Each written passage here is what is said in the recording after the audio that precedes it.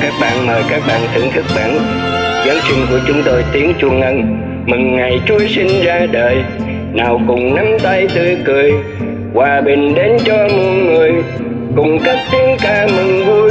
Mừng ngày Giáng sinh an hòa, mừng hạnh phúc cho muôn nhà, từ thành phố hay đồng quê muôn nơi vui tiếng hát ca vang lừng.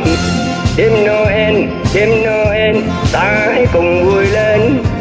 Đêm Noel, ôi đêm ta xin ông hòa bình cho trần thế. Đêm Noel, chuông vang lên, chuông giáo đường vang lên.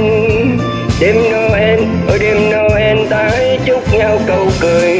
Mừng ngày Chúa sinh ra đời, nào cùng nắm tay tươi cười, hòa bình đến cho muôn người, cùng cất tiếng ca mừng vui. Mừng ngày Giáng sinh an hòa, mừng hạnh phúc cho muôn nhà, từ thành phố hay đồng quê muôn nơi vui tiếng hát ca vang lừng.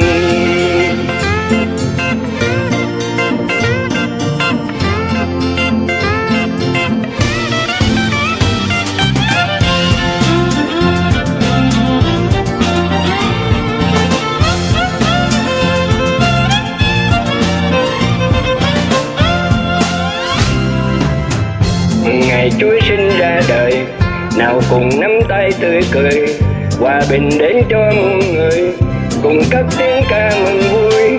Mừng ngày Giáng sinh an hòa, mừng hạnh phúc cho muôn nhà, từ thành phố hay đồng quê muôn nơi vui tiếng hát ca vang lừng. Đêm Noel, ta hãy cùng vui lên. Đêm Noel, ôi đêm ta xin ơn hòa bình cho trần thế. Đêm Noel, chuông vang lên, chuông giáo đường vang lên. Đêm Noel, ôi đêm Noel, ta hãy chúc nhau câu cười.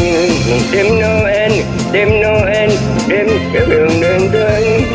Đêm Noel, ôi đêm ta xin hòa bình cho trần thế. Đêm Noel, chuông vang lên, chuông giáo đường vang lên. Đêm Noel, ôi đêm Noel, ta hãy chúc nhau câu cười.